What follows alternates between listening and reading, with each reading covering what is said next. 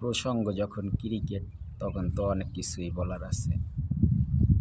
তো বলতে বাধ্যই হলাম, কারণ বর্তমান যে পরিস্থিতি, ক্রিকেটাররা যা শুরু করছে না বলেও পারতেছি না। মিঠুনের মতো একটা প্লেয়ার, সে কিনা ক্রিকেট বর্জন করে, সে কিনা আর ক্রিকেট খেলবে না। আরে তোর চাইতে তো ভালো ভালো প্লেয়াররা বাংলাদেশের অলিতে গলিতে আনাচে কোনাচে এখনও পইরা রয়েছে, এখনও খেলতেছে। তোর মতো প্লেয়ার ওই গ্রামের প্লেয়াররা এখনও গনাই ধরে না। তুই যেই মানের প্লেয়ার, ওইগুলা তো বাট আগেও গনায় ধরে নাই। আর তুই কিনা ক্রিকেট বর্জন করস, ক্রিকেট বয়কট করস, বিপিএল খেলবি না। তোর মতো বড় একটা ফালতু প্লেয়ার বাংলাদেশে আসে দেখেই আজকে বাংলাদেশের এই অধঃপতন। এখন এই আওয়াজ তোলার সময় এই মিঠুনের সাথে যারা থাকবে, যারা একাত্মবোধ পোষণ করবে, ওদেরকে বয়কট করতে হবে।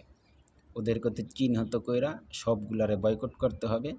ওদেরকে বাংলাদেশ টিমে আর ঢুকতে দেওয়া হবে না, ওদেরকে বাংলাদেশের কোনো জায়গায়ই খেলতে দেওয়া হবে না। তুই বাংলাদেশের মানুষের বেটা ধৈর্য আছে বিদায় আজকে তোদেরকে কিছু বলে নাই, নাহলে কুত্তার মতো দৌড়াইতো আর পিটাইতো। যতক্ষণ দম ছাড়তি ততক্ষণেই পিটাইতো। ফালতু প্লেয়ার বেটা, তুই কী দিছস বাংলাদেশের? তোরা কী দিছস এই পর্যন্ত বাংলাদেশের? আবার বড় বড় কথা কস, হ্যান করবি ত্যান করবি, ফাউল জানি কোথাকার। তো করে বেটা কুত্তার মতো পিটাইলেই হেলেই তোরা সোজা হয়ে যাবে, বুঝছস?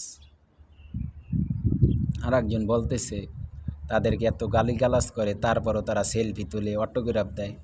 আরে বেটা, এই বাংলাদেশের পতাকাটা আছে দেখেই তোদের জার্সিতে তোদেরকে মানুষ দাম দেয়, তোদেরকে জিগায়। পতাকাটা যদি না থাকতো ওই জার্সিতে, তোদেরকে কুত্তায়ও জিগাইতো না, মানুষ তো দূরের কথা, রাস্তার কুকুরেও তো তোদেরকে জিগাইতো না, ছবি তো তুলবো দূরের কথা। আবার বেটা তোরা ক্রিকেট বর্জন করস। আজ থেকে